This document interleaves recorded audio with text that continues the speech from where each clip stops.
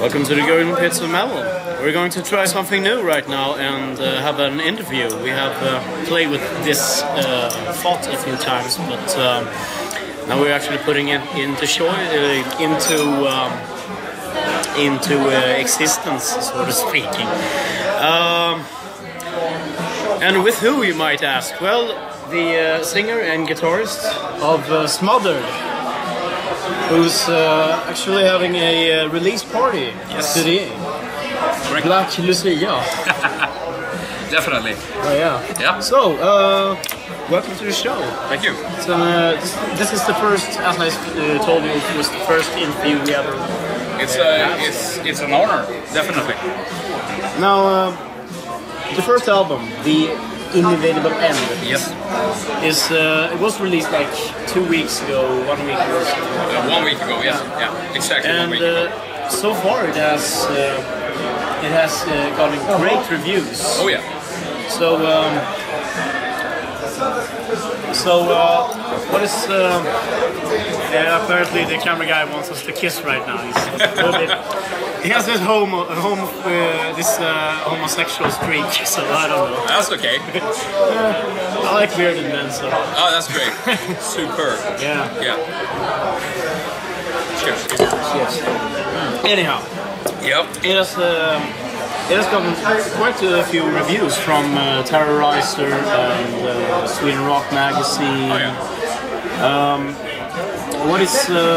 What do you feel is the best and the worst of the album? Yeah, what do you think is the best and the worst of the album, lyrical wise or song wise? Which the best and the worst of? Well, the best I think is that we all contributed in our own way. I write the main music, sort of like the blueprint of the music, and then I let the other guys add to it, and you know, and they like mostly what I make from the start, and they add really great stuff. So it's a record that is, you know, very much us as a first record. So it's, you know, the entire band has contributed in their own way, and that feels really good, because usually maybe, you know. Well, to make an example, I'm not gonna name drop, but a lot of bands, when they start, you know, the main person writing the music has the entire record made by himself, you know, by that person, and the other guys haven't, you know, contributed at all. Yeah. So, but with this record, you know, everybody has contributed to their part. The bad part about it, I don't know. I'm really happy with the sound, even though it's you know, very necromorbus. Yeah. Which, you know, isn't necessarily a bad thing, because it's basically what we asked for.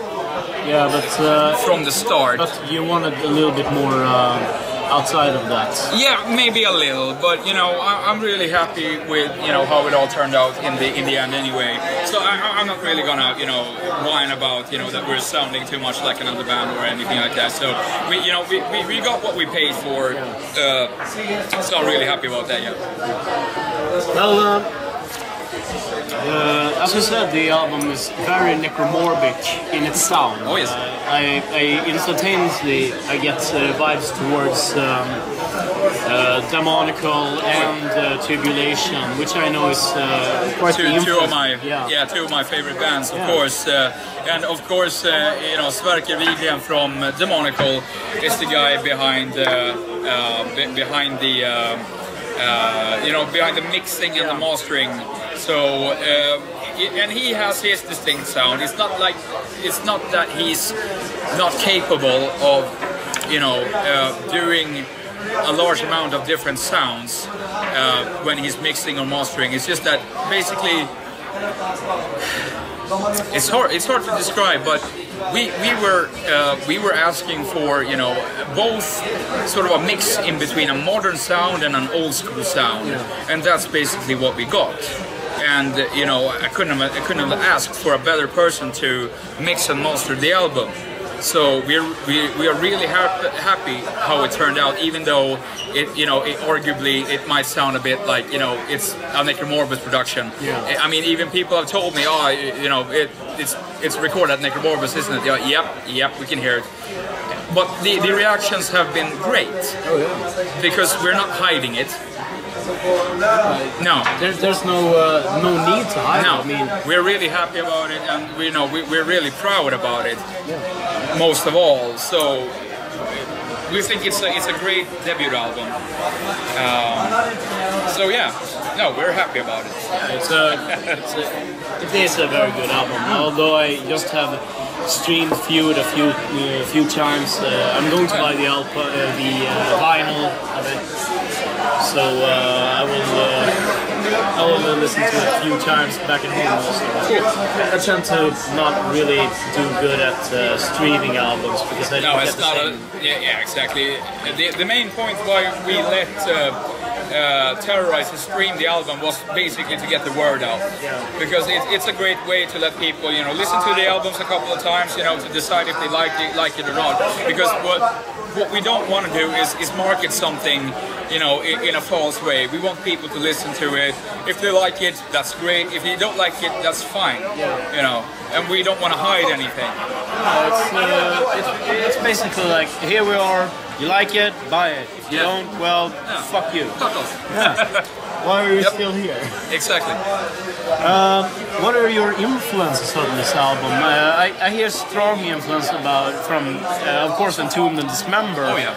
But I also hear a bit Arcanum, and even parts here and there. I hear stuff like I would like to say Woods of Infinity, but not as perverted and sick. All right. Like In the Woods, maybe. All right. From Norway. Okay. So what are the influences other than Dismember and Tomb? Well, we haven't really made a boundary of what to sound like. Obviously, as I said, the blueprint is old school Swedish death metal. But all of us listen to a number of different genres within the metal. The metal sort of world, or however you want to call it. The sphere of... Yeah, the sphere, exactly. Yeah, the metal sphere. And basically, I would say, I listen to a lot of, when it comes to thrash metal and black metal, I like a lot of, it's... How do I say it? Diverse. No, it's a diverse album, yes, in a way that we're, influenced by black metal and thrash metal as well, but, keeping the death metal vibe, as a main force. Yeah, the ground is laid by Entombed, and then you kind of just put out takes on it. When it comes to thrash metal, I'm very influenced by, the later Creator stuff. And also the old school Testament stuff. I'm a big fan of that, and so is Martin, the lead guitarist. He likes that stuff as well. And when it comes to black metal, Marduk, Watain, you can hear a lot of Watain in the song Sovereign and Phlegethon, and even Madness Take Me. Madness Take Me is a homage to bands like Watain and Marduk, who sometimes are implementing a lot of melodic parts in their music, and I think that's something that I want to implement into death metal as well. So but not go full length Gothenburg sound. Exactly, I don't want to go bananas. Yeah, it's kind of you want to try to take it to that spot where Dissection took death metal once on Summer Name. Yes, I think that summarizes it quite a lot, because the first two Dissection albums are a very big influence for me. Yeah. Especially the Somber Lane. I really love that album. But Storm of the Nice Bane as well. There's some really good tracks, and I can't deny that I've been influenced by them. No. But other stuff that I like when it comes to black metal, you know, the latest album from Marduk, Serpent Sermon, I think it's one of the best albums that they've made. People are probably going to disagree with me there, but I really love it. I kind of know what you're pointing at, because I think it's the best Marduk has done in years. Yes. Although I'm more for Dark Endless and also Beyond Light, of course. Of course. But it's really nice to see a band, you know, that comes back with you know, with full force and really makes an album that sort of brings out their soul, you know, when it comes to their creativeness and so on. And I think that's what Marduk has done. I'm not really happy with the new Watain album, the Wild Hunt. The Wild Hunt. Same as I didn't click on it at all. No. And I actually have that. I'm trying to not hear that ballad they did. Oh yeah. Just because, not because it's impure and stuff like that. It's more of a. I don't want to hear it. I want to see how long I can go without hearing it. All right. I understand. I don't like the new album because they've gone a bit too commercial, I think, and I think they didn't have to do that. No. So I'm sort of wondering why a little bit, because some of the songs where there's like clean singing, there's nothing wrong with clean singing. Oh, no. If it's done right.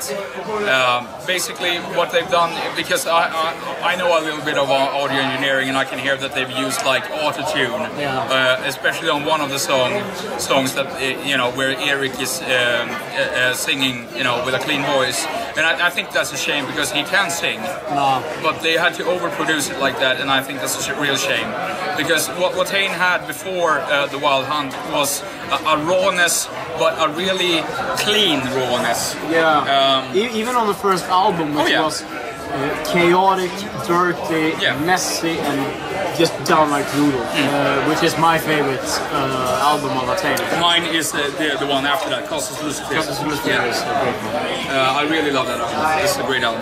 Our cameraman right now is either falling asleep or getting tired. Right, so next question. Yeah, next question. Hey, Mom. Well, next question is, so why was the album delayed? Well, it was a number of things.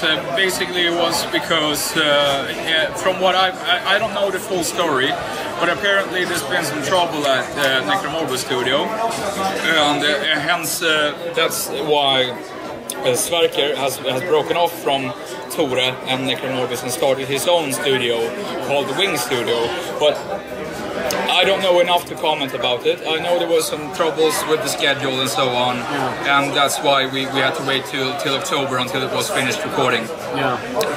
So we have to suffer a bit from that, but you know, it doesn't really matter. We're really happy it's with now. Sverker's, you know, his you know, specialty is to make great albums, and that's what he did with our album. So we're really happy with that. Even Diabolical, which I didn't like as good as Demonical, it is still a really great. It's still really great stuff. Although I haven't really hooked on Neo Genesis. I think it's great. I think it's diverse and really, really nice to listen to. I was more for the album with We Are the Children of the Mushroom Cloud. Oh yeah. That was more of my favorite. Brilliant name for a record as well. Oh yeah. Great. But apparently we have to cut the.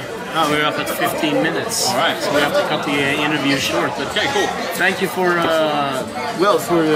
this. I mean, as I said, it's first time, and it was really nice. I'm really happy that I got to be the first guy that you interviewed. It feels like I'm honored. So thank you guys so much. Of course. Thanks.